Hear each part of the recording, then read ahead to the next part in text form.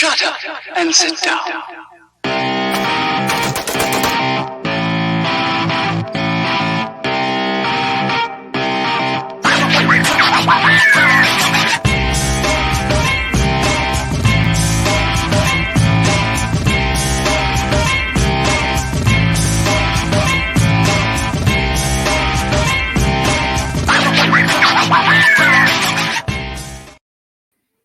Hello, fighters. Welcome back to the show. Today, we have one of my personal favorite candidates from the 2020 election cycle. He's going to be coming back in 22. He ran for Senate. Now he's running for governor, Mr. Ricky Dale Harrington Jr. Sir, thank you for coming on to the show. Thank you for having me, Mr. Fite. All right. So I'd really like to start out with just getting a feel for how you came into this crazy line of work that is politics. What triggered something in your head that made you say, I want to run for office. I want to actually get out there, put my name out there, my face, invite all of these attacks and all of this stress. What made you want to go into that? Well, it was simply put a desire to stand up for something.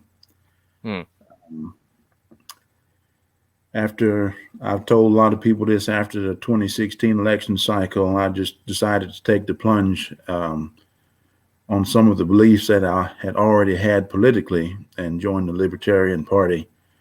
And for the race that I ran, it was pretty much on the senator that occupied that seat there, or comments. And I told someone the other day, it was the comment that President Trump made or did not make about certain countries, whether they were savory countries or not. And the homeboy just couldn't say yes or no. And so, how can you trust somebody that can't answer a simple question like that? Right. Have some integrity. And if he doesn't have any integrity there, where else is he lacking integrity? And then, of course, working in the prison systems. And the senator said that we do not have an over-incarceration problem. We have an under-incarceration problem. And some of the antics of the Republican Party in the state of Arkansas, which is extremely authoritarian. And I decided to make my stand and stand up for what I believed to be right, and also try to encourage others to run for office as well, because I'm just a regular guy, but this is my country too, just as much as anybody else's, and we have the right to run for office and have free speech. Amen to that. Yeah, I think that's something we definitely gradually shifted away from over the last 200 years is the idea of average everyday people being in office has just kind of left people's minds. They're all either lawyers or businessmen or like something extremely high up. You think that you need to go be successful, have a master's or a PhD or something like that, and then maybe you can run for like state legislature and then work your way up. And that's not how it was supposed to be at all. When the country was founded, it was farmers and like ironsmiths and shit like that were out here representing us, the people that you talk to on a daily basis, your baker and your preacher. They were the people that were representing you.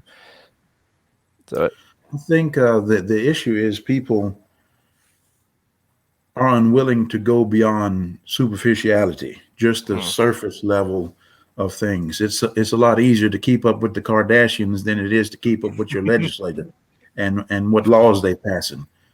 Just go on the street and ask somebody, do you know what your legislators are debating today, what they're debating to pass today? But, we can talk about all this pop culture stuff, and, I can talk about the pop culture stuff too. But I'm serious. Well, that stuff's a lot easier to find. Keeping up with the Kardashians is plastered in front of your face all the time. What's going on in your state house is usually not only not in front of your face, but also hidden from you. It's hard to find out even if you're looking for that sometimes. I would ask myself, why is that the case?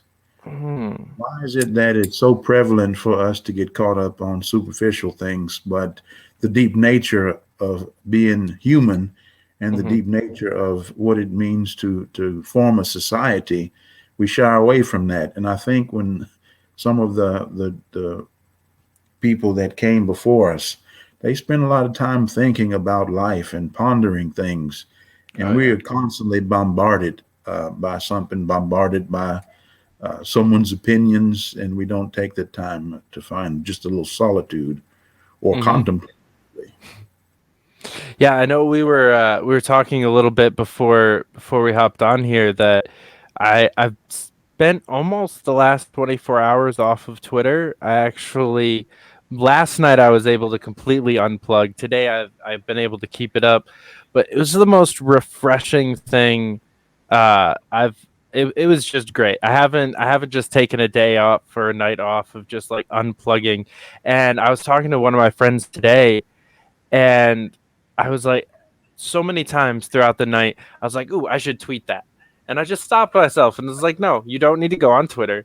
You don't need to go on Facebook. You don't need to text your friend. You can just think this thought and keep it inside your head and think it for a minute. Like that's a thing we can do.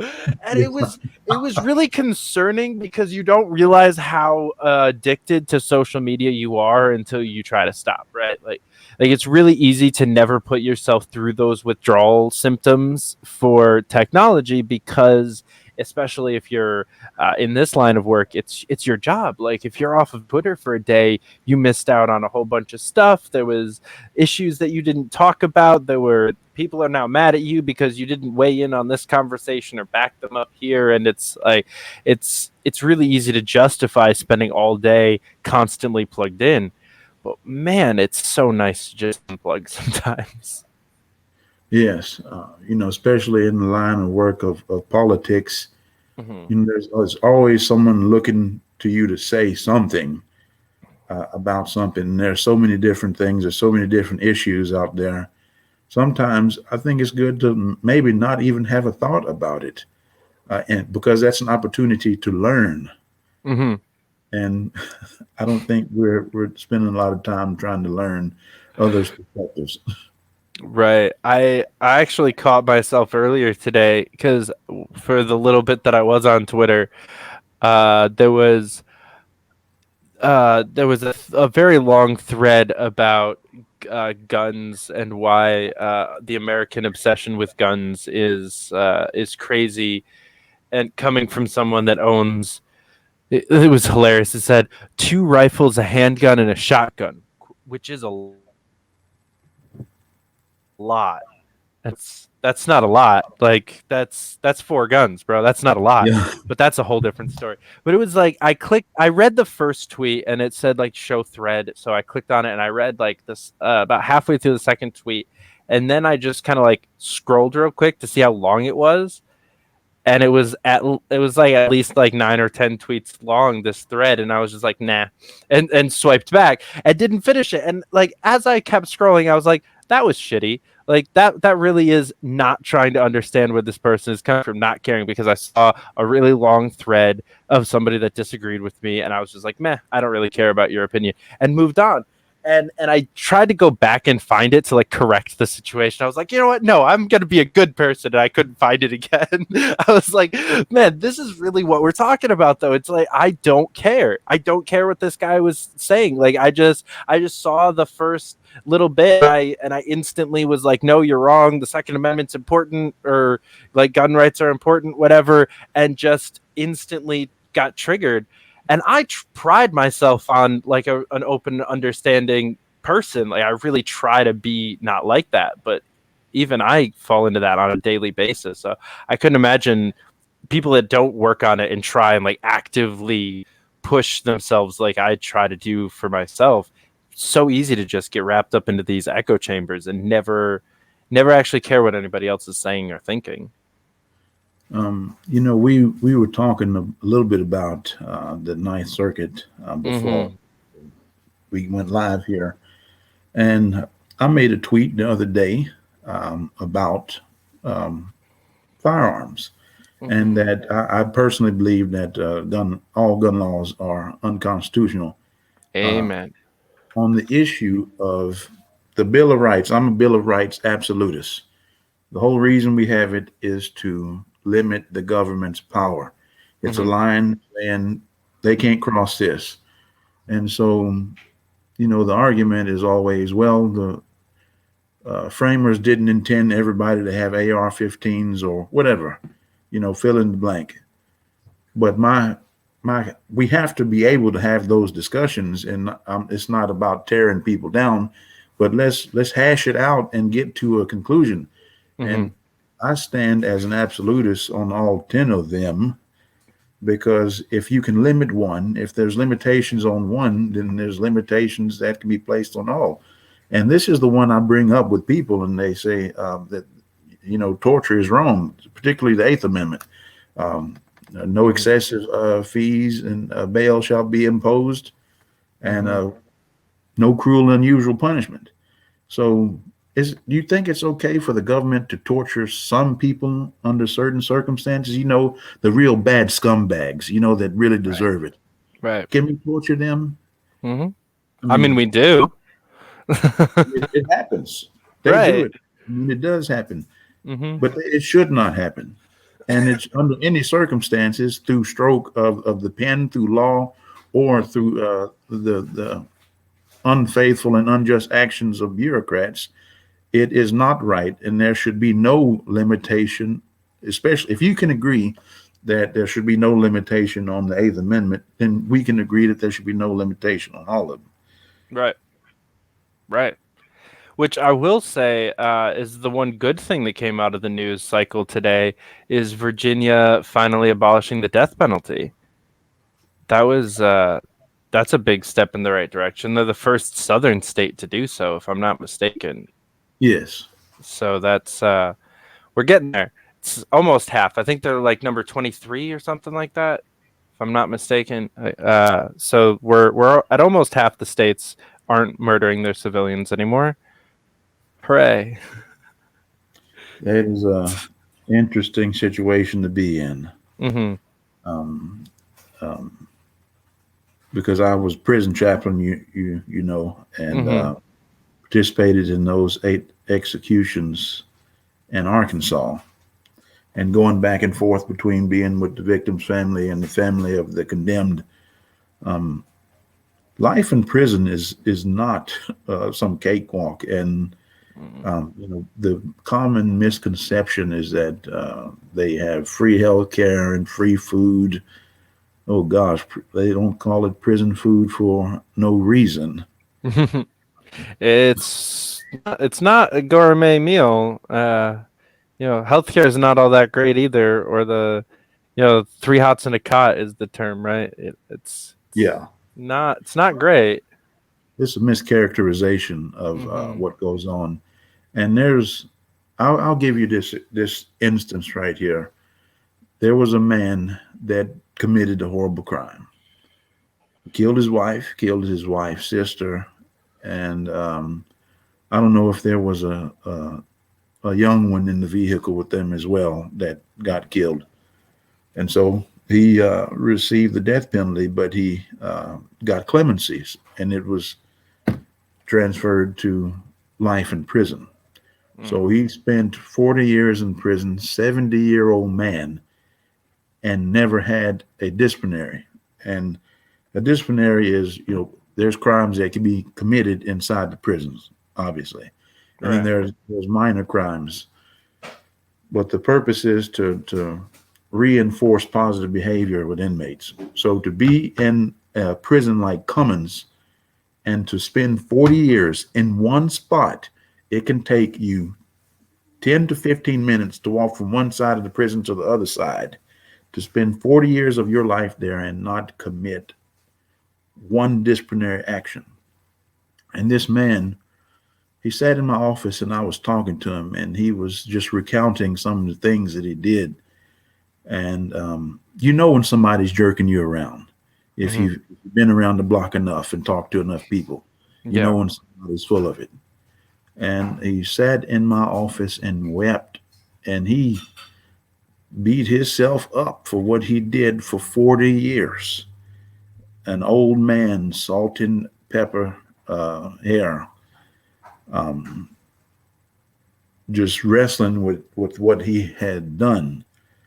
Life in prison is not going to be an easy ride, and that time is for someone to deal with what they have done. Hmm. Yeah, and it does not take life in prison to deal with that 9 times out of 10. There's the idea, like you're saying, that life in prison is somehow a better situation. I think personally, having experienced what jail can be like only for a short period of time, uh, I think I'd rather have the death penalty personally. Like I'm not even gonna lie to you. Like I would much rather just get it done and over with, because the idea of just sitting around for 40 years just having to think about whatever it was, I would much rather just check out. But yeah, I don't know. I could not imagine that that kind of a sentence, and I definitely couldn't imagine uh, assuming that it was better for everybody. But I don't know. I still have mixed feelings about the actual use of the death penalty by the state, because that's pretty gross. Uh, Yes. You know, whenever it comes to criminal justice, we have to take a global look at it, mhm. because there are people that have been harmed, and justice and mercy are two sides of the same coin, because um, there needs to be some form of uh, recompense. There needs to be some balancing of the scales. Right. Some cultures have a little more extreme of that. I think of the first world countries, Japan and America are predominantly the main ones that have capital punishment. Hmm. And to go back to what you had said earlier, you would think that it should be less than life in prison to be enough to get to that point. But I can tell you from working with a lot of men in there, the parole board put out a memo to the inmate population stating that if they were caught engaging in sexual activity or sexually assaulting staff, or they were engaged in cell phone traffic and trading, or if they were smoking this drug, the K2 spice, it Mm. was killing people in prison. Um, there was someone who was just about to get out of prison, just about to get out, and they smoked that K2 and choked on their own vomit and died. And I had to talk to 6 of that person's family members and tell them that that person died. So, Gee. I'm about to get out 2 weeks. Why am I going to smoke some stuff in prison? So there's a Mm. lot of stuff that people have to work through, and it takes a lot of time, especially if someone is unwilling to work on it. Yeah. Yeah, that K2 is a whole other fucking animal that I can't. Uh, I've had a couple of friends go down the spiral of K2, because it's just so much cheaper than weed, and when you're broke and have nothing else like that. I had a lot of friends in. 'Cause I lived in Brooklyn for about 4 years after I turned 18, and it's just a terrible, horrible substance that should never have been created, and I wish could go away. I honestly I see it as so much worse of a drug than most of the other hard drugs, like even heroin or crack. Like I see no reason for K2 to exist, because it doesn't have the even the short-term benefits of some of the harder drugs. It's not as good of a drug for these people, and it's also just killing them. Like it kills you more than it does good things for you. I will never understand the whoever made it. Just should rot in hell for a very, very long time. Like I just don't get it. I don't get it. I don't understand why we have, like, weed is a weed, right? It grows super easily. It's super natural. You have It's receptors in your brains for the compounds that it has. right. It's clearly like made for human consumption, more than I'd say almost anything else in existence on this planet. Like it clearly matches up with our body chemistry. Why would you screw with that? Why would you make something similar that's not as good but kills people? I know why. Because the government is making this natural plant illegal, and because there's a lucrative monetary angle there, hey, we just created a black market and There you go. created our own existence. I Yeah, I have a very strong feeling that K2, as well as crack, which I think is a much more common storyline, was created by the government because it. I've heard so many stories about K2 getting where it was the lines between it and weed are blurred, and so you just hear, oh, they were smoking that stuff and now they're dead. And I have friends that I grew up with whose like parents think that their kid died from weed, and they're like actually have this solidified in their head because they told their parents, "Oh no, it's just weed, it's just weed," and so then shit happens, and now people are scared of weed instead of being scared of this chemical synthetic terrible substance. We have people scared of weed. I honestly, I think everybody says that the criminalization of cannabis was a racial thing. I honestly don't think it was, to be perfectly honest with you, because it's just too. I really think it was more sinister than that because it's too good of a substance that I think people realized it would solve so many of the problems that government is supposed to solve. It's like if we just smoked weed, we wouldn't need the government for most things. I'm sure you've seen the documentary that made the point during the Prohibition age that what is his name, Anslinger, who was a big newspaper producing guy, and you know hemp can produce 4 times as much paper as an acre of hemp can produce 4 times as much as an acre of regular timber. And you know, whenever you have some of those same people saying it gives the black man the power to step in a white man's shadow and look at a white woman twice, you know, it's there. Those comments are there. It's historical fact. So, you know, I mean, somebody can debate with the facts, you know, come up with your decision there if you want to. But, you know, for someone like myself, I've kind of heard those type of comments all my life. Yeah, that's actually something I really wanted to touch on because there's the extremely large connotations behind your former opponent. You know, he's one of the more racist individuals in Washington, in most people's opinion. You know, he's had some really questionable comments about both slavery and immigration, and honestly, just like all sorts of things.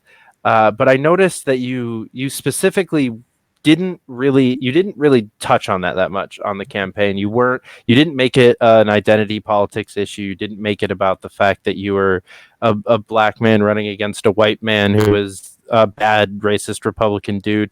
You didn't take that approach really nearly as much as I think most people would expect someone, especially in 2020. It was a super identity politics driven cycle. I'm curious whether or not that was on your mind at all, whether that was an option that you clearly decided against, or if it just kind of didn't happen like that. Well, honestly, I did bring it up because historically, I don't think there has been a candidate running for the Senate in Arkansas history that was black. You know, on the ballot for that high office, and I did mention that that fact there, and I did talk about his comments of you know, slavery being necessary evil, and for the success of this union, according to the founding fathers, as he said, just because you parse it a little bit doesn't completely absolve you, because in essence you all agree on it. Right. That one But was sneaky. I got to give him that. he's clever. He's really Mhm. clever, and he's thinking about stuff. I'll tell you that. Oh, yeah. But there was, the big major news outlets. If I had been a Democrat, it'd been a totally different story. Yeah. And I didn't take too kindly to that. Aside from the people of Arkansas, of course, because I was the last man standing. There wasn't a Democratic candidate, and the Democrats could just not vote it. And so, being a head-to-head race like that, I did pick up a lot of Democratic support inside the state uh, through voting, obviously, but not in the same manner as think about when Stacey Abrams ran for governor in 2018. Mm-hmm. There was a big fanfare and big media attention for that, but you literally had a dude that said slavery was a necessary evil, and there was literally a black dude running against him, and there was no national attention. Right. So it Well, just that's because it revealed would have ruined hypocrisy. their national narrative that all libertarians are racist white supremacists. Mhm. Like, we can't talk about you because you can't exist. You're a logical fallacy in the major mainstream media. Like, you and Maj Touré and Larry Sharp, y'all just don't exist. Like, you can't exist. Like, there are no black libertarians because then we're not all white supremacists. It can't. Those two things can't exist. So I hate the way that we characterize one another in those terms of you are a good or an evil human being because of whether or not you agree with me. mhm. When it comes to like certain political matters, now there are some things where we need to draw a line in the sand. Um, Saying that it's okay to go kill another people group, or saying that it's okay to engage in ritualistic murder of a people group, um, that's not okay, because I think that violates the non-aggression principle for libertarians. And then it just as plain human beings, um, it's not okay to go take somebody's life if you're not defending yourself. I mean, Mhm. honestly, if you're defending yourself and something happens, hey, at the end of the day, just like as some of the law enforcement officers say whenever they justify an officer involved shooting, it's either him or me. Um, Mhm. at the end of the day, for them, and they want to get home to their families too. So Yeah. if it's my home, if it's around my family, of course I'm going to protect my family. Oh yeah. Uh, if you can't protect those closest to you, how can you ever advocate for people, especially in the political realm or any other type of activism that a person may engage in? Mhm. Yeah, I think that that's one of the things that we get misconceived a lot about libertarians, and why it actually, I think, one of the things that pushes some of those more BS narratives that we're, hate poor people and we're racist and this and that. It's because we do focus on individualism and make you and your own first, which even that I would say is not even a rule, a hard fast rule for the libertarians, because there's plenty of more populist collectivist style libertarians, but that gets so misconstrued by just the idea of like, I want to protect me and make sure that I'm okay, somehow has to mean that I don't care about anybody else. And to your point, you have to care about yourself first. The put your own mask on first. Like, anybody that's ever flown, you hear that shit. Like, it eventually it should click. Like, you have to make sure that you're surviving before you can make sure that other people are surviving. And when we don't do that anymore, not as a culture. Like, as a culture, I think, especially my generation, we got super caught up in this idea of just help other people until your problems go away. Just like focus on everybody else's problems and pretend yours don't exist. And it somehow actually got like ingrained into our brains permanently that you can't do both. You can't care about yourself and other people at the same time. Yes, you're right about that. We can do both. We Right. can, um, from a perspective of being a member of the clergy, um, there's a lot of collectivism there. Hmm. Obviously, because of the parameters of organized religion per se, or being a spiritual person. Hmm. Um, I as a chaplain, I had to be able to work with people of different faiths or no faith at all. And yes, of course, they know I'm a chaplain. I'm there to give spiritual advice. But if someone told me I don't want to talk to you, what did we do? We turned around and left, because that's just a certain type of professionalism Yeah. that is required of us in that arena there. Maybe Yeah. we can just carry that professionalism to engaging with one another. Hmm. I think I definitely want to circle back to that point, because I think interacting with people of different religions to me was one of the things that really started forcing me down the rabbit hole of everyone doesn't have to believe what I believe, and we can all get along in harmony. The idea that ended me at being a registered and active libertarian. But I really think getting outside of my religion was the first thing that clued me into the my way isn't the only right way kind of mentality that I think is really crucial for libertarianism, because we like that's really a kind of a crux of our belief system, is that other people can be right too. So I'm curious how you think that those two correlate with each other, and how you bring your religious beliefs into your or into your political beliefs, I should say. Okay, I'm kind of writing little notes as we go along so I don't forget. For me, the religion and politics thing, it's not an issue of compartmentalization, but an issue of understanding boundaries of where I begin and end, and where you begin and end, and that the whole purpose of the faith that I started off as a missionary, and missionaries go to convert people to their religion. That is the goal of it, and that's how I started as a member of the clergy. And so the goal is to communicate the message of Jesus Christ to people, but also understand that at the end of the day, you want people to do something willingly with their consent. That is what God wants in the relationship, according to Christianity. He wants people in to form a relationship with Him willingly, not under any form of compulsion.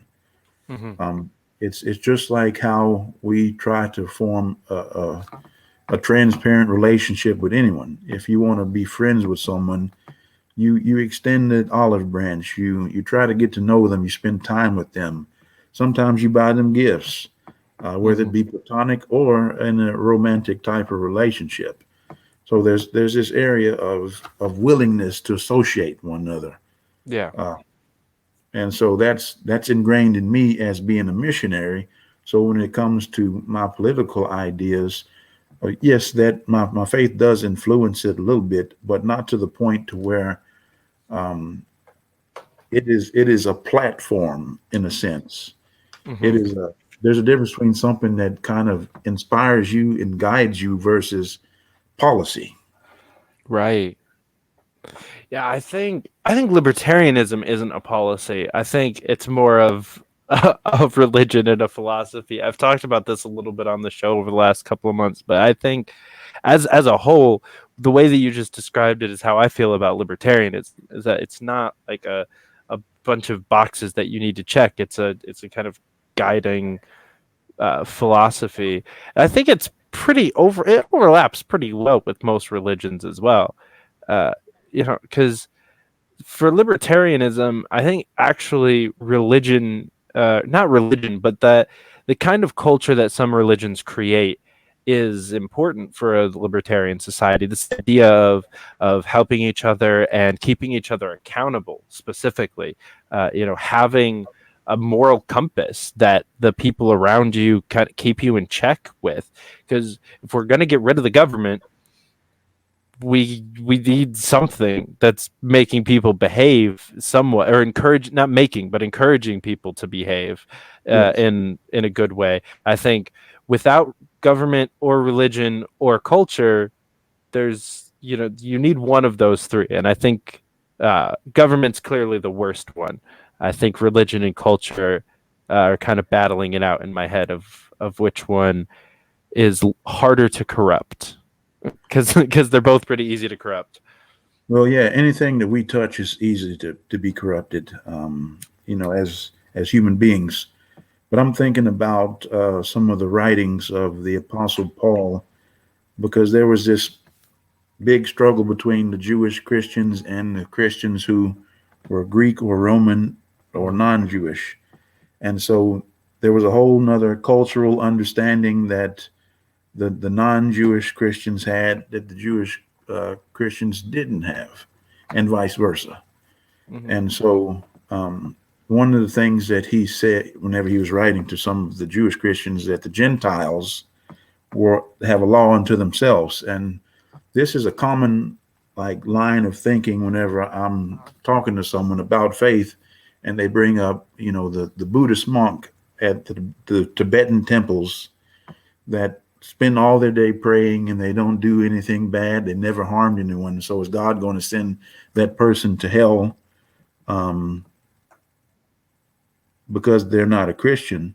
Mm-hmm. I go right into those type of questions, and I don't have a problem with any of those questions at all. I don't feel threatened by them because, I'm just like any other human being. I have questions about my faith as well, Mm-hmm. and questions have answers. So the main point was the Gentiles have a law unto themselves, and they'll be judged, differently than people that have heard it and then rejected it according to the Christian faith. Mm-hmm. I've never actually heard that. Shoot. I've never heard that correlation being brought on to other religions like that. I like that. I've never really. I always just heard that the Jew and the Gentile thing. It's all as a subset of Christianity, and I just kind of compartmentalize that conversation away as, still as long as you're accepting Jesus and praying the sinner's prayer and doing the thing. I had never thought about that in that context. I like that. The bedrock of the Christian faith, again, is that the Judeo-Christian God is a just God, one that does not respect rich or poor, Jew or Gentile. Well, of course, God made a covenant with the Jewish people according to that faith there. But So what's going to happen in that context of salvation to people that might have lived in the Mongolian Empire, tens of thousands of miles away, or 1,000 miles away from the Levant part of where all this was happening? What happens to them? But again, whenever I talk to those people that have those questions, sometimes I don't have the answers, and the one that does have all the answers has got those people taken care of. Mm-hmm. Yeah, I think that was the thing that really pushed me away from the faith when I was younger, was the idea that questions were bad. I grew up in a very very bureaucratic, very just awful church, really. I can't really say many good things about the doctrine of the church that I grew up in, because it was, my parents were good parents and also good Christians, and they helped steer me at least as close to right as they could. But a bunch of my friends' parents were you can't watch Harry Potter. You can't watch Matrix was another movie on the list, which I think is super stupid because it's an allegory. It's a great movie, but because the conductor that wrote the soundtrack is a known Satanist, that then they couldn't watch that either, just because of lyricless music written by somebody that believes something different. Couldn't watch movie. Like, that's the kind of like crazy cancel culture that was going on in my hometown growing up. Couldn't play Magic or Pokemon. It's just ridiculous level of control, and this same thing over questioning of faith. If you asked questions, that was the devil tempting you. If you were having doubts, that was the devil tempting you, and you just needed to push that away and like go pray or go read the Bible and ignore it.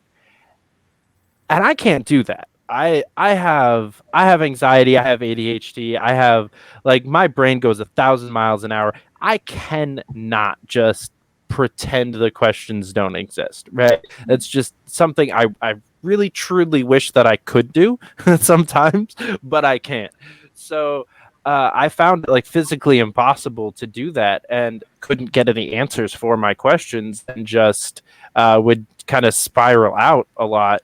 In like later middle school, like junior high, I was really like struggling with depression. There was no real answers to any of my questions because none of the people around me had ever asked questions either. They had all been raised in similar mindsets and then became adults that are just sheeple to the max.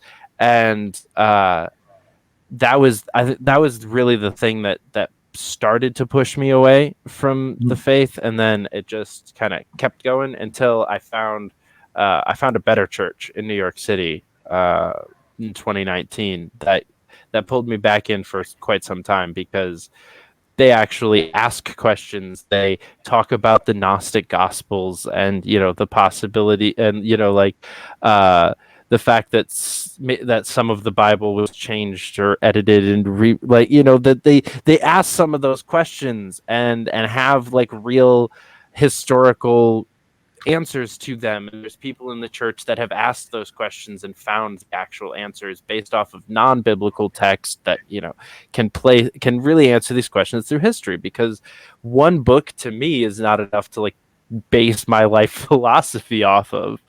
Yes. And I think it would be crazy for anyone to do that. No atheist is basing their entire idea of evolution off of one like biology 101 textbook. You know what I mean? Like, just to try to do that had never really made sense to me. So I was nice to find people. Sorry, say that again. There's a body of work, other type of intellectuals and biologists and evolutionary biologists that get involved in that conversation. That same conversation is happening academically in the religious spheres as well. Mm-hmm. I was an atheist agnostic before I became a Christian. So I have a crazy conversion story, but so there's a lot of doubt. Of course, I brought into my Christian faith and worked through that. Mm-hmm. And back in 2010, I had injured my back. I was doing judo. My teacher, he was a junior Olympian, and I was progressing along to get ready to compete in judo, and I had injured my back really badly, and so I was having trouble, making it to class, the usual issues that people deal with when they have a back injury, the fire running down your legs, so on and so forth. And so, of course, I had more questions. Here I am trying to do something good, and here this tragedy befalls me. And so I took a class that summer. It was about Israelite wisdom and poetry. And it's basically the 3 books of Proverbs, Ecclesiastes, and Job. And I'm sure you're familiar with the story of Job. Oh yeah. Rich man, uh, the devil and God, or the accuser, were having a conversation about Job. Job, he never curse you to your face because you give him so many good things. I mean, he's rich, plump. He's got a whole bunch of servants, children, and he loses all of that except for the marital issues that he had. But his friends came to see him, and they started talking about this is the retribution theology. If you Mm-hmm. do good things happen to you. If you do bad things happen to you. And it's quite prevalent at that time in the Jewish thought. And so that's what that book is dealing with. And so you have Job going back and forth with his friends accusing him of committing a sin. And he is saying, hey, I did nothing wrong for this stuff to happen to me. And so he directs his attention from them toward God, in a sense, saying, hey, I've done nothing wrong. You need to show up here and give account for this stuff happening to me. And Mm-hmm. at the end of the book, of course, God does show up and gives Job a line of questioning that lets him know that I really have no idea what's going on in the world, from the perspective of what it means to be a human conversing with a God. Uh, Right. what we really understand what it means to be a God, something that can do things that we can't even begin to do or imagine and perceive things beyond that. Mm-hmm. And so it comes down to the question of suffering. The reason I never became a Christian was because of issues of suffering. And so that book there shines a lot of light on the human condition and what the human response is to that. Yeah, I always hated that book personally, because it always and probably it's probably one of the reasons that it's in there.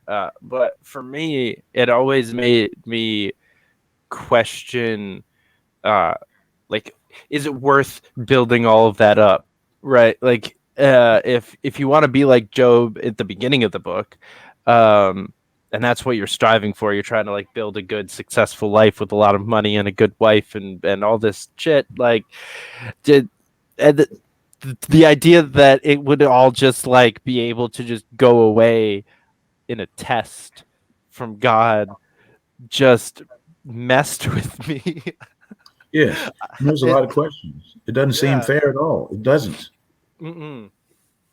I mean, that's the truth of it. Right. And I guess it was kind of just I realized that life isn't fair, and it kind of is and it kind of isn't, and sometimes it makes sense and sometimes it doesn't, and there really is no rhyme or reason to it from what I've seen. I've only gone through 25 years of it, so maybe there's a rhyme or a reason that I'll learn later on, but so far nothing. Some of the things that I've endured in my life and suffering that I've been through, um, later on, as time progresses, you do see um, the reason behind it. Hmm. A lot of physical pain and suffering, a lot of isolation, a lot of kind of standing on your own. Well, if you do that for a while, then you learn to stand on your own. You learn to deal with sufferings. One of the tattoos I have on my body, it stands for perseverance. It's the character of it has the knife character over the heart. And it's Mm. essentially just like in all the movies that you see when somebody's got a knife and they're sitting there struggling with one another and the other person's holding them back. Hmm. That very moment where you're sitting there struggling for your very life, you find out who you are. And so that's kind of like my thing for my life, that suffering, it produces character. Hmm. And you find out who you are and you find out what you can take. And basically we just have to learn to overcome some things. And if you hold on, you'll usually win. Yeah, um, if you keep usually. moving forward and persevere. Hmm. But sometimes we don't see the fruits of our labor. Sometimes we don't get to see the things that we did. Just like I'll take Vincent van Gogh, for instance. Mm, Wasn't a successful painter during his lifetime, but now everybody's got Starry Night somewhere. right, You can right, find Starry Night somewhere. right. Um, Have you watched any of the Doctor Who series by any chance? I have not. Unfortunately, I have not. Okay. A very common fan favorite. There's an episode where they meet Vincent van Gogh, and the episode ends with the doctor basically bringing him to a Van Gogh exhibit in London in like 2018, and him just seeing like all of his work, like and like hundreds of people like looking at his work, and he just like breaks down, and it like you cannot watch that episode without getting misty eyed, and it's like it's a fan favorite because of exactly what you're talking about. The idea of just never even being able to see what you accomplished, and then the idea of actually being able to see it, then like fixing that problem, because it would suck, right? Like to be Vincent, to die thinking that you were some shit painter that never accomplished anything and no one liked. I wonder if that's the cruelty of art is that you have to somehow die for your work to mean anything. That's not always the case, but some of the more prominent ones like Van Gogh and Hmm. there are countless others, even with writers, nobody discovers them until they die. And I don't know if it's that someone famous read their work and then promoted it, or I don't really know how that type of movement really comes about. I'd like to look into it because that's the type of stuff that I'm interested in. Is not necessarily as morbid like that, but how people believe what they believe, or even collectively, how do we collectively form Hmm. our beliefs? Yeah. You really want to study exactly how long after you release your book you have to die, and then like whether it's your grandkids or your great grandkids that are going to get the money. All right. Yeah, I'm gonna perform the calculations for that. There you go. I was watching a really interesting video today. There's a YouTube channel that I follow called Charisma on Command that just breaks down either fictional or real life people and their different personality traits that make them more charismatic. But they were talking about Elon Musk in this week's episode, and they played a really interesting clip of him talking about SpaceX, where he just straight up says, I was 100% sure that this was gonna fail. Like he was like, and the interviewer like kind of paused and just was like, so but you put you put like $100 million into this, and he was like, yeah, I was okay with losing that. I just had to see if this could work. Wow. And I feel like maybe that's kind of the answer, is really like the goal isn't to be Job at the beginning of Job. The goal is to be Job at the end of Job, right? Mhm. Like actually happy and content, and realizing like, well, you get the idea that he's a good person in the beginning too, and that he doesn't need the stuff to be content, right? You get that the idea that he's pretty consistent, but the goal of life is to know what you can handle and to handle it and to come out the other end. It's not to live a good, happy, easy going life. Like that's actually kind of boring. Taking risks is how you succeed and end up like Elon Musk. You know. That's a point of self actualization that few of us ever get to. I'm actually living my life not just to put food in my mouth, uh, and other things, just to enjoy pleasure, but to express and to create and to Hmm. leave my mark on this world, and to change it for the better, uh, however that might be, Yeah. whether that be volunteering at the YMCA and making an impact on children's lives, or volunteering at the nursing home and going and singing songs or having a conversation with someone.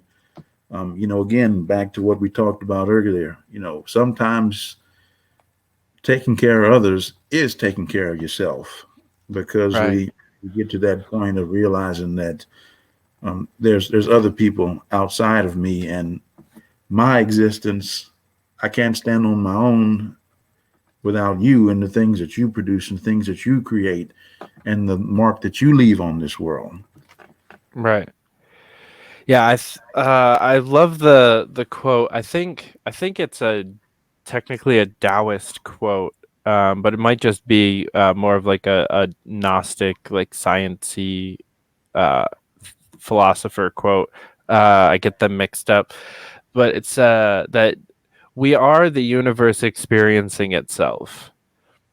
And it's definitely a kind of anti-theistic, there is no beginning or end or creator or created kind of a thought process, but I think it still rings true regardless of your theology, because you, when you go through life, if all you're doing is internalize, if all you're trying to do is absorb and consume and internalize, um, then you're not gonna live a good life. And the point of life is to experience as much as you can and as many other people's experiences as you can, and learn as much as you can, and produce, like, it's about changing the world for the better, not experiencing all of the wonderful things that the world has already created, because there's always going to be another generation, there's always going to be another thing that's going to need to grow and to move, and we need to continue that.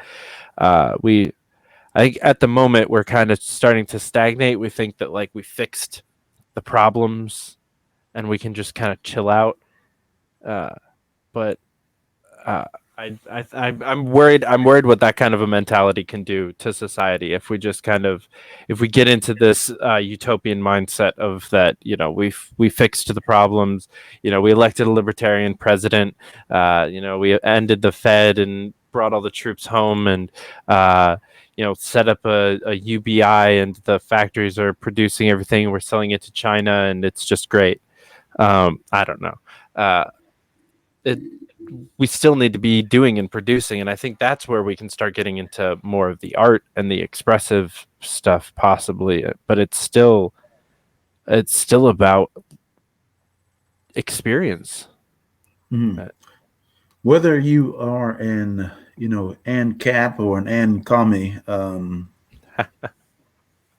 if we break down into our tribes, there's always going to be some type of structure. Mhm. And so, to the point of this utopia that we're hoping for, there's always going to be that struggle, because we have these competing ideas. And I mean, even in the Libertarian Party, there's competing ideas. A young, still a 40, 50-year-old party Mhm. that's still trying to, get a seat at the table after Mhm. all this time. And there's still a lot of work to do. And, there's so much infighting in the party. If we're busy with these internal skirmishes, how can we ever step up and rise above to be able to engage at the local level, the state level, the national level, to where people see what libertarian thought and libertarianism is all about, and that there's a valid line of thinking and in this philosophy that has a place in this government that we have here. Um, you know, just thinking from a just straight practically thinking, that's what we should be going after there, because Mhm. I had to defend the party, as the candidate for the party, against some of those things that we talked about. People mischaracterizing libertarians as extremists or being racist or selfish and all about themselves, Mhm. and that's not the case. So we just have to find a way to show people that we have measurable, real, tangible results that we can show you, and beyond that, the thought of the increasing omnipotent state is a dangerous threat to liberty, to freedom, and it doesn't matter. I mean, I've said this before. If there was a libertarian in the White House and I would happen to be a member of Congress and they got a little drunk on that power, you can bet that I'm going to stand on my principles and exercise the duty bound to me as a member of Congress, Right. as a check and balance on the executive branch. And people need to understand that it's never okay whenever your team does it, if you're against it when the other team does it. And I want to talk a little bit about it right quick. Some thoughts that I have on this increasing government power. If you take a look at what happened while President Obama was trying to fulfill his judicial picks, and the Republicans were being obstructionists. That's just flat how it was. And the Democrats changed the rules. And McConnell said, this is going to come and bite you in the tail end one day. And that's exactly what it did. They filled 200 benches. And then we take a look at what they did. They rescinded the rule that a general had to be out. What is it? Whenever they were trying to appoint General Mathis to Department of Secretary of Defense, and they changed some of the rules for him. And then now that the Democrats are in power, they just followed that precedent that the Republicans had made there, just like the Republicans had followed the precedent that the Democrats did with just a simple majority to confirm some of these justices. And so this is what government does. It just grabs more power for itself and it doesn't give it back. It doesn't hold to principles. And what people need to understand is that the libertarian candidates, as eccentric that they may be, there is a principle there that there is a line in the sand and we're not going to cross it, not for the sake of any power. And my point to voters is, don't you want someone in the houses of power who refuse to get drunk on power? Don't you want to elect these type of people that believe this? Go out there and vote for them. Are you mad that the government is doing these type of things? Well, go out there and run for office. Right. I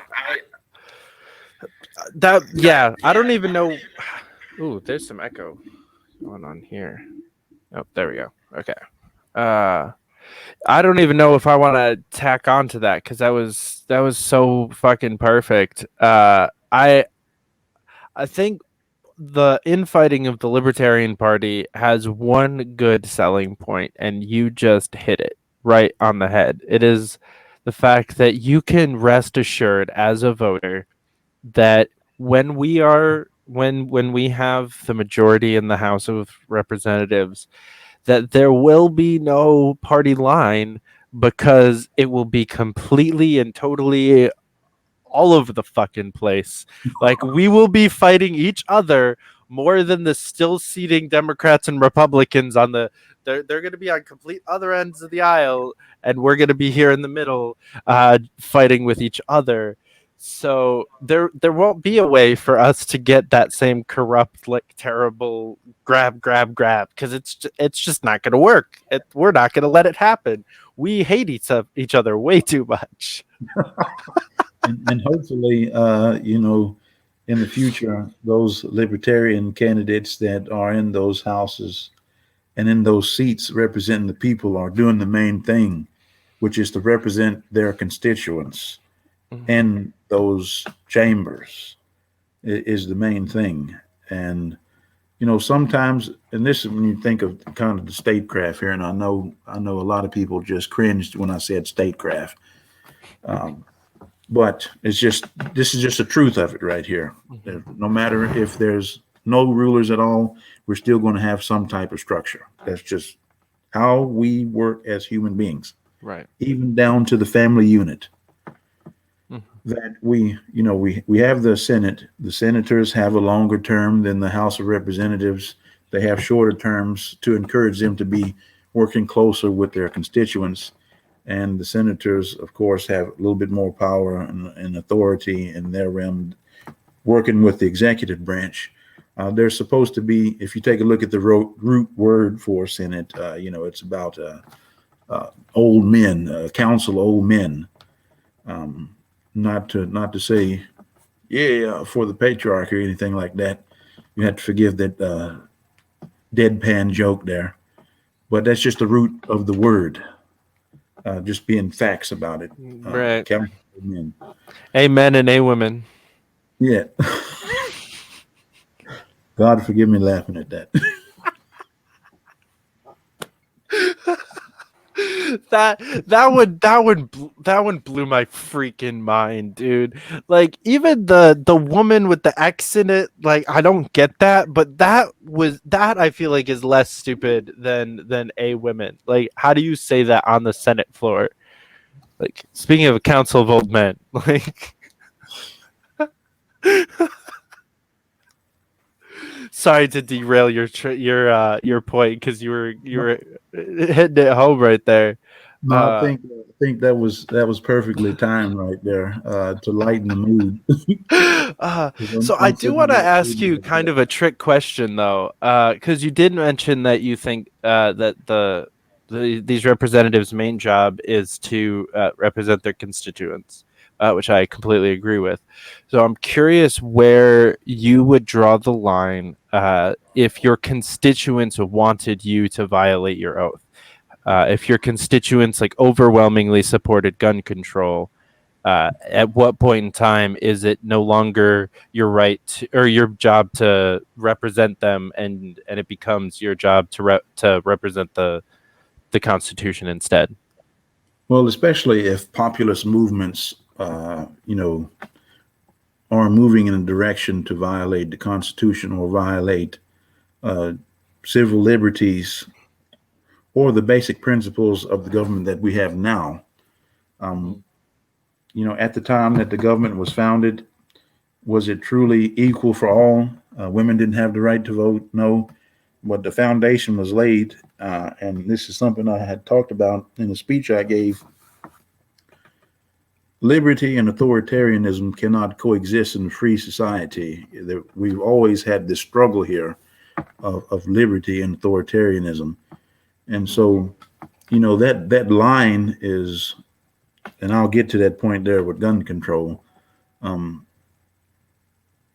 those populist movements that are pushing us in a direction because, hey, what if a populist movement, there's just one very popular person and they want him to be president for life? No, that kind of violates. Alexander Hamilton. Yeah.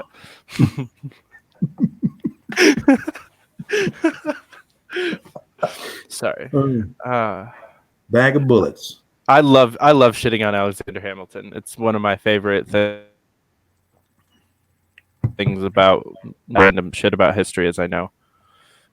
Well, if it is true of how he died, you got to have a certain type of grit to turn around and point a gun at a dude and you know those inaccurate little pistols there. You got to have a little grit. I give him Mm-hmm. that. And he used to do duels all the time. The men at that time used to have duels with one another, Mm. and knife We need to duels. bring that back. I think Like Oregon has mutual combat.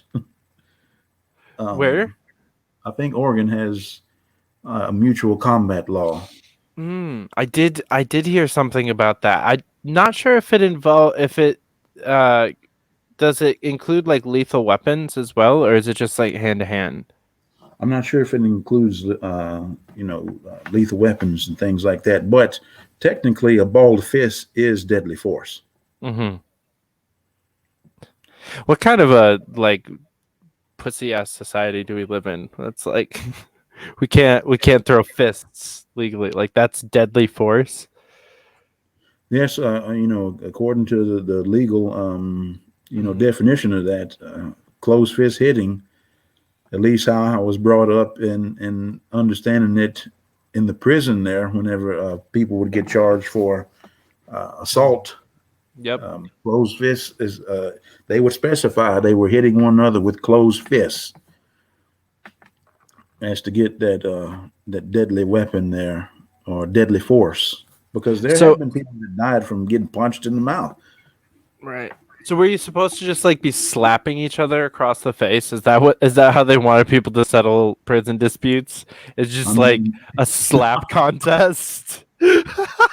oh, that would be like G-rated prison dispute settling right there. I mean, that would be Right. like the Disney version of it. That would be a nice way to do it, though. Have you seen like the actual slap competitions where it's almost like an arm wrestle where they're like In facing each other Pakistan, at a table and just like they do them in the U.S. I believe. It's I've seen a the similar competition like that in Pakistan where these guys run down a field, slapping one another on the chest at the same time until somebody gives up. Interesting. That sounds like a fun time. But I feel like it would be a healthy way to settle prison disputes if it's just like who can keep standing like from getting slapped in the face the longest. Okay, done. Like no permanent damage. Everybody goes their separate ways. There we go.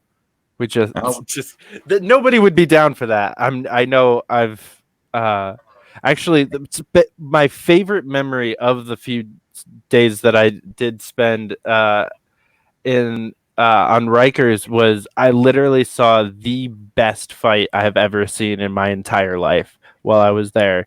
The It ended with this guy actually like because it was in the they went into the shower because it's the only place that didn't have cameras.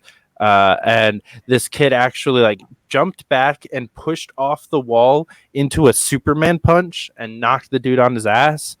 And I was just like, at the time, that was by far like I grew up in like a small like town with a bunch of white like we don't fight where I'm from. We settle our disputes or at least not like that, right? Like it's pretty quick. Like we know how to hit, and so fights go down pretty quickly. It's just like either it's people make an ass of themselves because you can tell that neither of them know how to fight, or just one person gets knocked out within the first 2 or 3 hits and it's over. Like that's the kind of fighting that I grew up around. So I was just like I was on the complete other side watching like from across the room, but I was just like checkbox. Actually, watched a badass fight. I also bucket read To list Kill a item. Mockingbird that week. I got a couple of things accomplished. I mean, that's all you have in that place is time. Right. Which Um, for me is like I mentioned earlier, I have ADHD, so the constant like doing things is kind of my style. So the idea of sitting alone with my thoughts for 10 hours is not a thing like at all like that I enjoy. So that really it was kind of like immersion therapy of just like forcing me to deal with the worst thing in life for me at the time, which was just being like alone and quiet and still. Did a lot of reading, lots of working out, and just like but also just a lot of actually just sitting and like praying and meditating and whatever. And it was that was actually probably the most like beneficial part was just kind of that immersion therapy and forcing myself into being able to do that. I got back into the habit of not really doing that very often, but I'm back to working on it. And like I mentioned last night, I like was just completely unplugged, listened to music, just didn't do things because it's really easy to be in this constant like hamster wheel of a life, especially in today's day and age where you're constantly plugged in, you're constantly connected. Everyone can you're constantly needed. I think that's the illusion that we have right now, and that's the whole point. That's why social media is addicting, is because it gives us validation, but we feel like there's a fear of missing out aspect, and then there's a fear of like letting people down. And if you don't answer all the texts, if I don't stay up until 5 o'clock in the morning until everybody in California goes to bed and stops texting me, then uh then I might like be a bad friend or something like that. And it's just the craziest thing that we've done to ourselves, because like who actually cares that much about each other? Like, if someone doesn't answer your text, get over it. Like, they'll get back to you tomorrow. Like, we used to have to write letters. Remember that? Like, I actually remember corresponding with letters. I'm 24 years old, and I remember corresponding by letter. So, even email, you were lucky if you got a response that day. It was just the idea that everyone needs to be constantly at our fingertips somehow has become completely pervasive, and it's really toxic. I'm really worried about it, actually. When I first started working at the prison, one of the first things they said was the policy there, social media policy. If somebody reports you for saying something, it's grounds for termination or some other type of disciplinary action. So what I did is I was like, okay, then I set my Facebook up the right privacy settings and didn't really do a whole bunch of commenting or engaging on Facebook. And so if there's a lot of people that have sent me, friend requests on Facebook, please don't take it personally. It's just, setting up those boundaries there, because I see a lot of other libertarian candidates and people through the timeline, and there's folks just arguing on their timeline. And, if they make some post, let's say they make a benign post, and someone just comes on there, and this happened to some other politicians as well on their personal accounts. I'm not going to ban anyone from any of my public accounts. I'm not going to block anybody on Twitter, no matter what they say to me. And that's just how I roll, because I've just been in a lot of places, in a lot of difficult situations that you just have to learn how to deal with people. And so for me, that's just not how I plan on doing it with the public accounts, but the private one, I got some family members that might get crossways with somebody that says something out of line on a private account. And so, you really don't. We think we know people, but we don't. And we approach one another in the online arena like we know them, like we know their backstory, or we know the motivations for the things that they say. And, in a sense, we become, in the court of public opinion, or in the social media court of public opinion, judge, jury, and executioner for someone's bad take. I think we should all be allowed to have a couple of bad takes, and then we should all be allowed to stew on it a little bit, come back and admit whenever we are wrong, and apologize to the offended party, because we have to begin to be genuine with one another like that. If we're ever going to build anything meaningful, you have to be genuine, you have to be forthright and respectful to have strong relationships. I'll have to have you and Karen Ann Harlos on together and debate just the topic of, should you block people on Twitter? Because she's very liberal with the block button and is very when she was on my show last week, she was talking about how you should just just do it. Like, it's not a big deal, just do it. So I'm somewhere in between right now. It takes me a while, but there's probably like 5 or 6 people that I've blocked and a bunch of people that I've muted because I get triggered easily. Like, I wouldn't say triggered, but I definitely have like a knee-jerk reaction to argue, right? That's what Twitter does to people. So I just mute people, because if I don't see it, then I don't engage with it. Well, let me preface it with this. It's purely strategic for me because one of the state senators here in Arkansas, he, someone filed a lawsuit against him because he blocked people on his Twitter accounts. And so, he filed a motion to dismiss it so it wouldn't proceed, but the judge allowed it to proceed. So it's a matter of practice for me to not block people from, that Twitter account that I have. It was an official account as a candidate. It's not my personal account. And so if someone needs to have those type of boundaries for their emotional and mental health and they block people, that's their prerogative right there.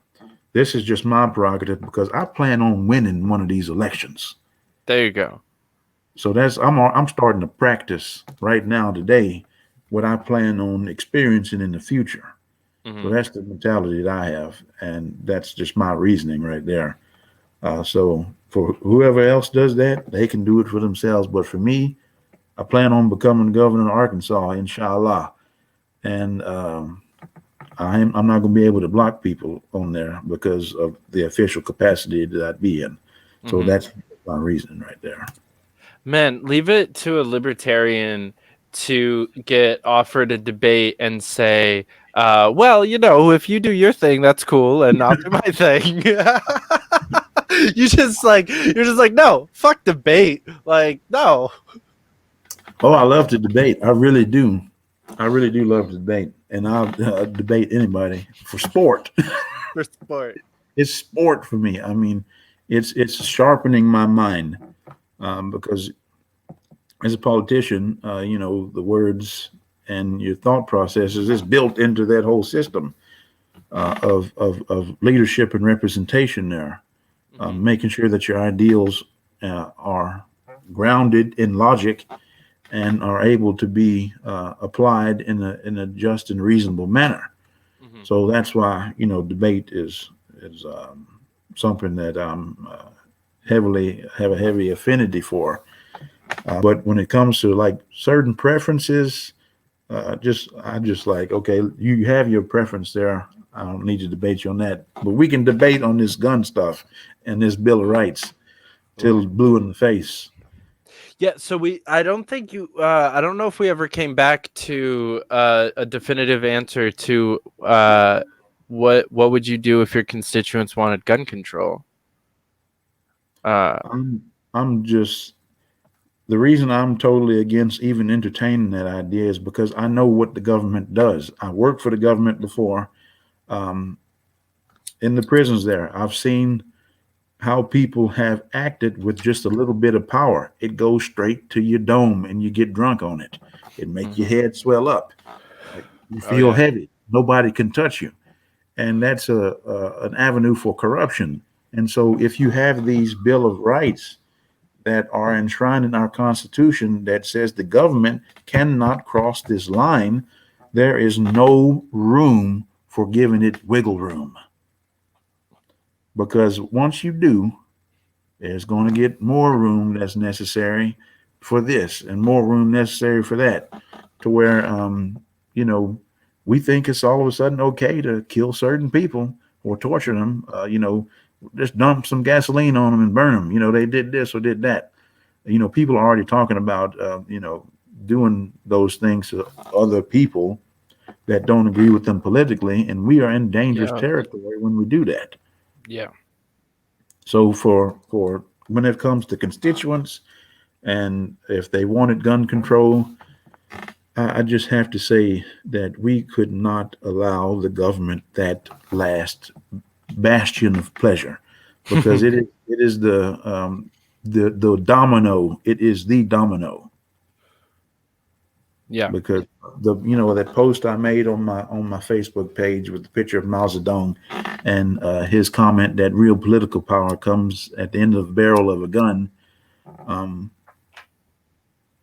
That is just a statement of fact there. When it came down to it, when people were no longer willing to listen and to talk to one another and to hash out the problems, come to a consensus and compromise, the guns came out. Yep. And when Yeah. the guns came out, it's the last group standing, and then they get to rewrite everything. Hmm. And so our right to bear arms, uh, the Ninth Circuit said they've studied 500 years of English to understand what the Second Amendment means and whatnot. Bullshit. A militia is a non-professional army. So that doesn't mean the National Guard. It doesn't mean the standing armies that we have right now. Well regulated. Well, they have to go and practice, and you can't go and practice and be proficient with your firearm if there are infringements. What does the word infringe mean? So you have regulated and infringe right there together. Is it contradicting itself? If you take a look at that reading, you have one group saying shall not be infringed, and another group saying well Well regulated. regulated. If you put that together by the way that one group means it and the other group means it, it makes it just null and void because it contradicts itself. You can't I, have the word infringement and regulated in the same sentence. yeah. I wonder if it has anything to do with the fact that it's like 250-year-old piece of paper written by a bunch of old white dudes. This is why, contextualization is very important. Hmm. I don't even necessarily mean that. I just kind of mean the fact that it's a piece of paper. I'm definitely I'm starting to be more towards the bottom scale of libertarian, where I'm a little bit more anarchist than anything else, and I'm start I feel like there's a reason that no one gives a shit about the Constitution. Like there isn't an amendment that hasn't been broken yet. I mean, I don't know about like I don't know if we've ever had military quarters in people's homes. I think we're still good on that one. The first time it was invoked was this past summer by Mayor, I think her name was Bowers, in D.C. She invoked the Mm. third amendment for the federal troops to get out of D.C. there, because of the protests and whatnot. So that was like and some of the media outlets said that was the first time in our country's history that somebody invoked the Third Amendment. So because it hasn't been invoked for these 200 some years, should we get rid of it? What if one day something happens and they're like, we don't have a base here. We're just going to put troops in people's houses. Y'all feed the troops and things like that, which um, the reason why we have that is because the framers were forced to do that with the British soldiers Hmm. as a way to cut the money down for the crown. As the sun never set on the British Empire is a common phrase that was said Hmm. then and then still today. Whenever when I spent a year in Scotland, that's what a lot of people said to me. The sun. There was a saying, the sun never set on the British Empire, and there was a lot of other things going on with the British. They were fighting other people, not just us, Hmm. at the time. And so, Yeah. putting the troops in people's homes save a little money, make the Americans pick up the bill. So that kind of pissed some folks off. But It makes sense fiscally. Like mhm. I definitely understand it. The reason I pressed on the gun control thing is because I agree with you, but I get flack for supporting Tulsi Gabbard, and I actually still support her vote on the assault weapons ban for this reason, because it was a very loud, like, she was the last person to co-sponsor, she was the last person to vote on it, and she got torn to shreds by her constituency, by every like media outlet in Hawaii, for not supporting this, because this was something that like everyone in Hawaii wanted, because in Hawaiian culture just doesn't have many guns, like especially in the cities, which is what she represented mostly.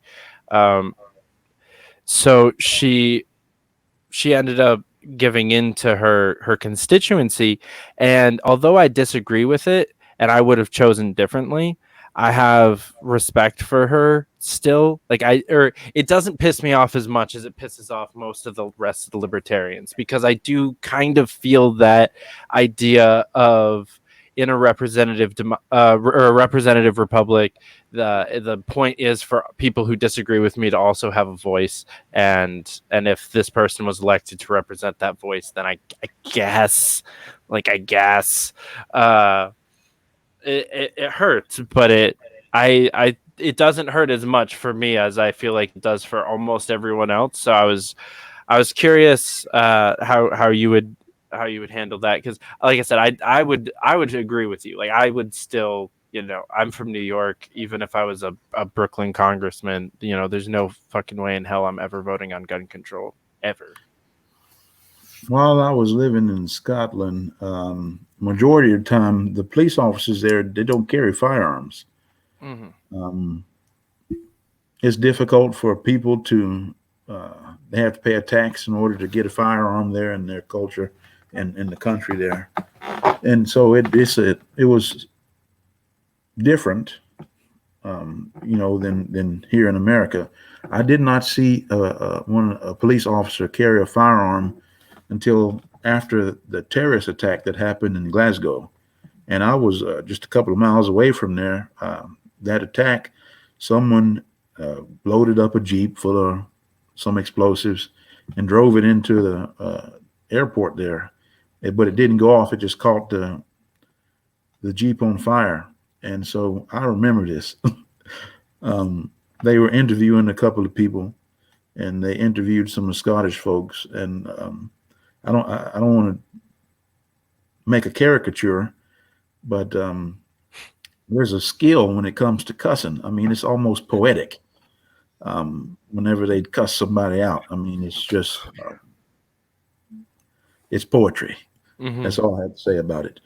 And so they drugged that dude out of there, and he's on fire. Drug him out of the car and started kicking the crap out of him.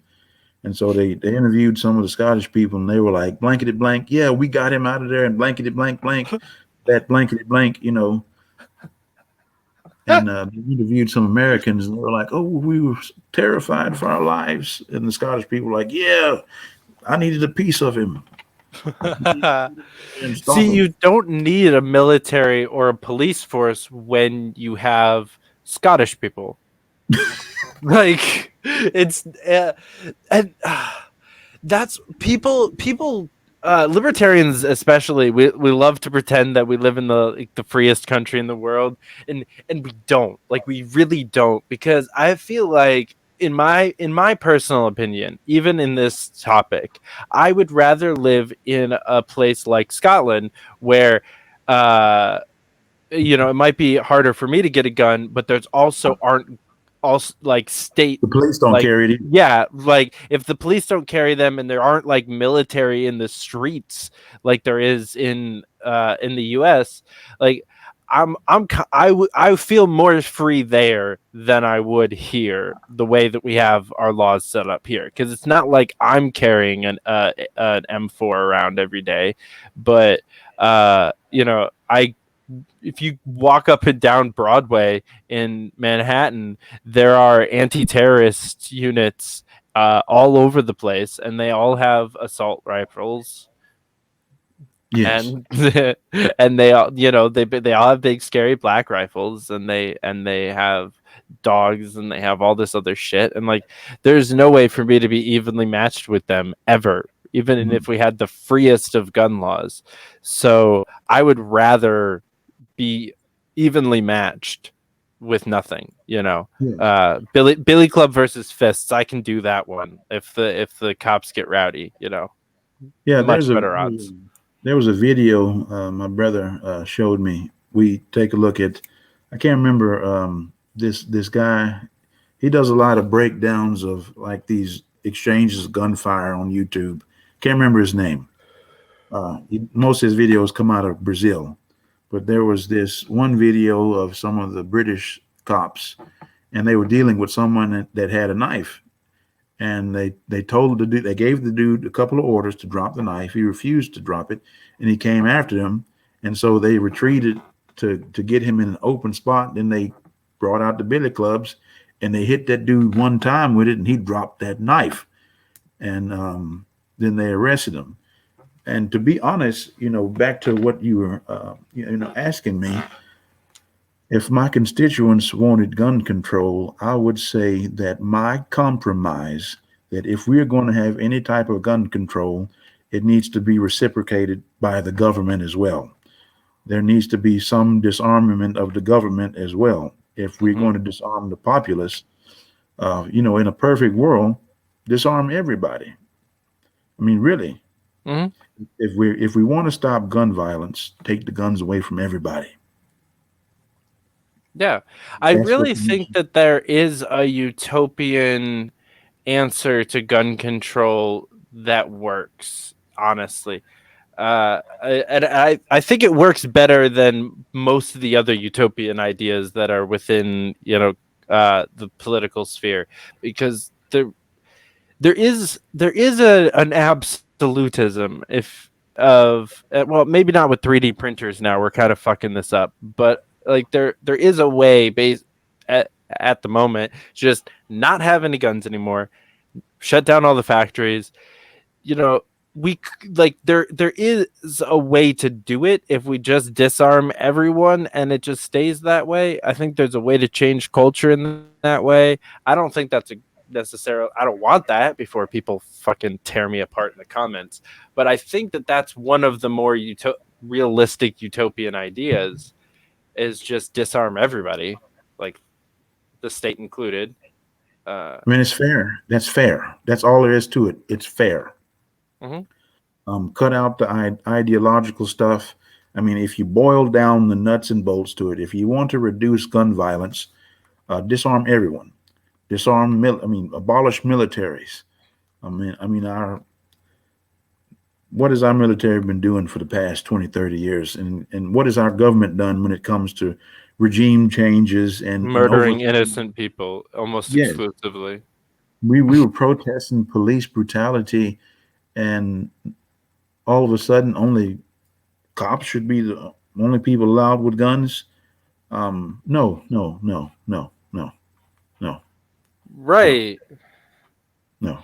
I got into some hot water on Twitter the other day because somebody shared. I've seen it a bunch of times, but it had, a bunch of like the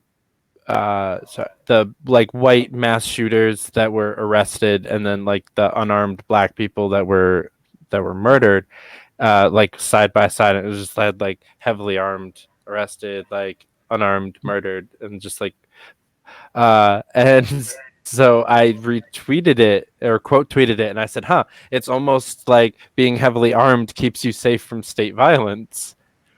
And people did not like that take. Like at all. I mean, libertarians loved that take, but there were a lot of other people. There were a couple of there was like one lefty person that like quote tweeted it, and it just like kind of went off in a storm for a couple of hours of just people just going off. But it's true. Like, you either need to be equally armed, Clive and Bundy or whatever, or you need to just disarm everybody. Like those are the answers. Because if you are unarmed and on your back with your hands above your head, you're a much easier fucking target, and they've proven that with so many people over and over and over again. Like, yes, the real heart of it all is the human condition and our willingness not to live by virtue, but to live by our baser instincts of trying to control other people and trying to, completely dominate the world around us, whether we do it individually or we do it collectively. And the really only way to do that is by having a personal relationship with Jesus Christ. That's my personal opinion there, and what I live by. Because we have to get to the heart of the matter, and the heart of the matter is the human heart. And until we learn how to overcome this animalistic behavior that we have to want to kill and take and steal, we're never going to have that utopia, or we're never going to have the eradication of the things that we are trying to say needs to be gone from us, like end gun violence. Mm-hmm. Well, we need to just do more than that. We need to end all violence. I mean, gun violence is a symptom of violence. It's a symptom of hatred in our hearts, a symptom of trying to exert our will by force on others. Mm-hmm. That's the heart of it. Let's deal Yeah. with the real issue. Yeah. Yeah. And we can see pretty clearly in almost all these cases that you're 100% right. It's a heart and a mind issue. It's either a mental health issue or a depression issue or just a like lack of uh will to live. Almost all of these mass shooters, I've actually like without exception, these aren't even really people that are just doing it out of pure hatred. They're doing it out of some misguided, like messed up idea, because they don't have any like hope or reason to not go kill 15 people. Uh, why are we consistently attacking, to your point, not the root cause, but just the symptoms, uh, and just completely ignoring? We're going to go knock on people's houses and take their guns and arrest them if they try to stop us, but we're not going to let people out of jail that have been arrested for smoking a fucking plant. Yes. I taught an academic writing class while I was in China to some of the, well, not some of, to the international medical students at the university I was at. And their final project, we talked about nature versus nurture. Got into a lot of Steven Pinker, and we were discussing serial killers. And so that was like the most I got the students to like have a discussion. The fun part about being at college is, sitting around, everybody's chiming in, having a discussion, and you're hearing everybody's point of view and trying to come up with some type of thesis on or an idea. And so I had the students, defend their ideas, whether a person becomes who they are or these serial killers become who they are because it's their nature or it was their upbringing. So we talked about H.H. Holmes and just our fascination with those type of people. We have a fascination with those darker individuals to where we produce, movies about them, documentaries about them. And so if a person has that type of psychopathy and they see that there's some type of infatuation with serial killers, the people that shoot up those public places are disturbed individuals, and they committed acts of cowardice, and they're mass murderers, and so their names plastered all over the place. There's people that kind of feed into that and they want that, and so there comes a point where what role do we play in propagating these mass shootings? Beyond just the symptom of having guns, is there something that we do in our culture that produces that type of behavior or reinforces it in any way? Mm-hmm. Not some people might say, well, it sounds like you're going that victim blaming route, and that's not the case. Um, we have to examine why this happens, of course, to be able to address it. Mm-hmm. And I, of course, people know about copycat killers. Well, why do they do that? Well, there's a reason why. Um, those killers were famous. They looked up to them for some reason. Well, how did they get that information? Of course, people are afforded a public trial by the Constitution, so we don't. So we know that there's no closed door deals being done to cajole But someone into. but don't Well, record that, because then you'll get arrested for that, like Nicholas Wildstar. Mm. I'm not sure if you followed that one going on in California right now. Mm-mm. Uh, he actually just announced that he's going to be running for governor on the Republican line. We're some people hoping that he would take the L route, but he did not.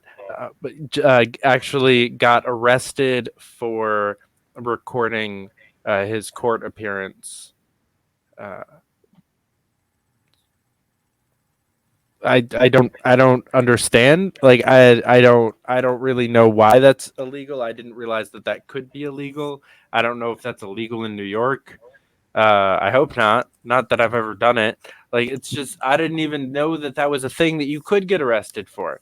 But that's a thing that happened. Thank God he was able to make bail, but he had to make bail to get out of jail for recording a court appearance. Mm. I don't understand. If it's a public trial, I don't understand why a person couldn't record the proceedings there. Right. There's been plenty Judge of other Judy trials. exists. Like Yes, Judge Judy. I mean, O.J. Simpson trial, a great number of trials. You watch them on Nancy Grace or whatever. You know, you see that going on. So I'm not sure what in the world is going on there, unless the judge told him to stop and there was some contempt of court there. You know, but even still, the contempt of court is just another interesting thing. it's a I mean, whole that's other a yeah. real display of authoritarianism there. Well, you know that when you put on a robe, you automatically can't do bad things, right? Mm.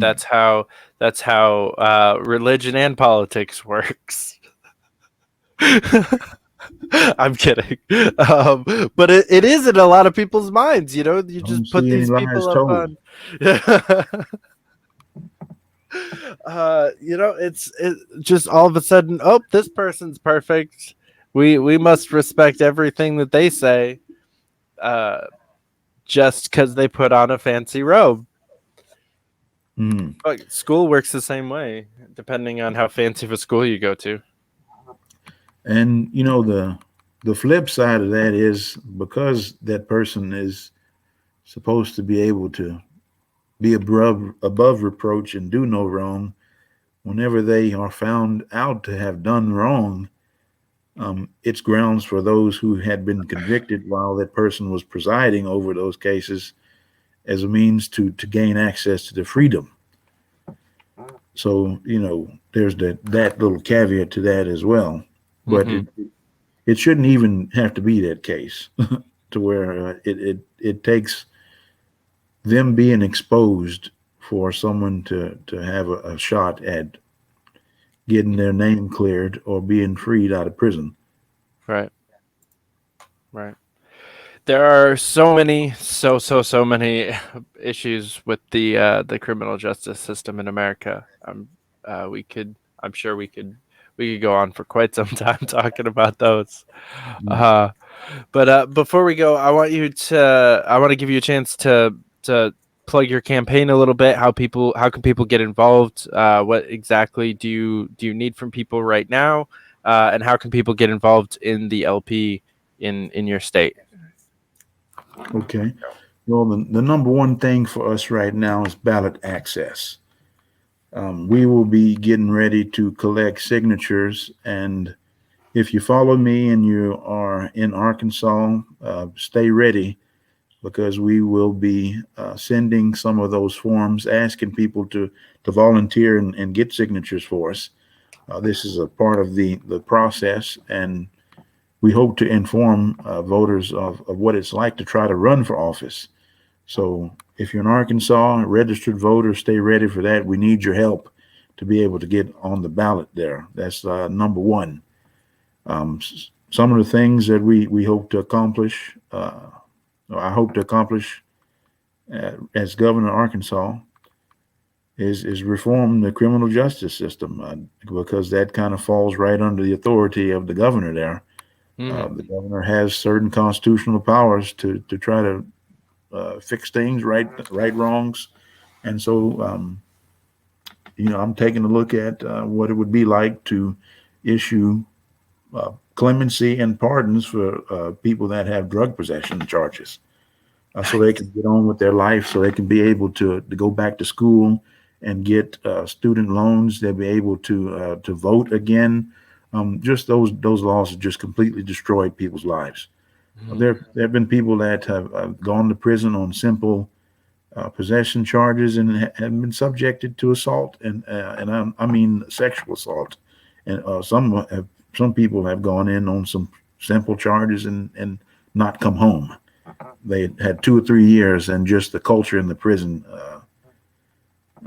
get killed because they owed somebody a couple of Snickers bars. And that sounds funny, but that is the truth. And so, I'm trying to stay engaged with everyone. Follow me on Twitter, on Facebook as well, and we will be getting our campaign structured, organized, learning from some of the previous mistakes, because there's always room for improvement.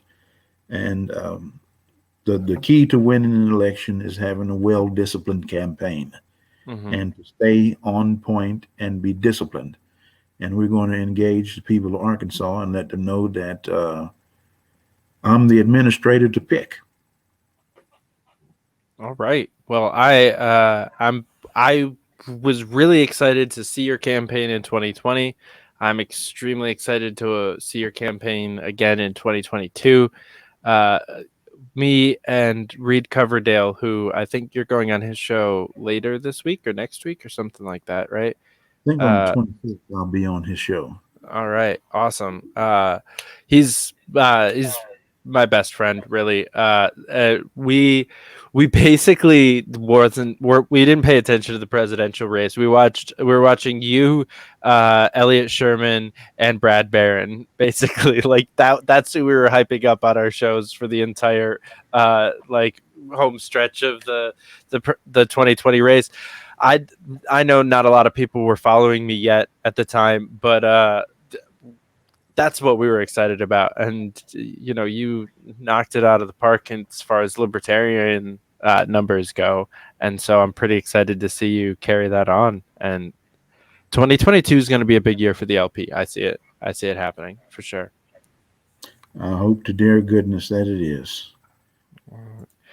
All right. Well, Ricky, thank you so much for coming on. Guys, thanks for watching. If you haven't already, click the subscribe button. It's over there somewhere. And like the video. Leave a comment. If you have any questions for Ricky, give him a follow on Twitter. He's a great guy. Go onto the website. I'll put it back up so that you can stay engaged with the campaign. Give him a couple of bucks and sign up and make sure that you can get ready to sign some petitions. Ricky, thanks again. Thank you, Mr. Fite. It's been a pleasure. All right, guys. We'll catch you back here next time. Hey, fighters. Thanks for watching. Don't forget to subscribe to the channel for more videos. If you want to learn more or get involved, go to fightforliberty.com/join or reach out to us on Instagram, Facebook, or Twitter at Fight for Liberty. If you want to help keep the show going, Patreon and Cash App are the way to do that. We'll catch you back here next time. Until then, keep up the fight.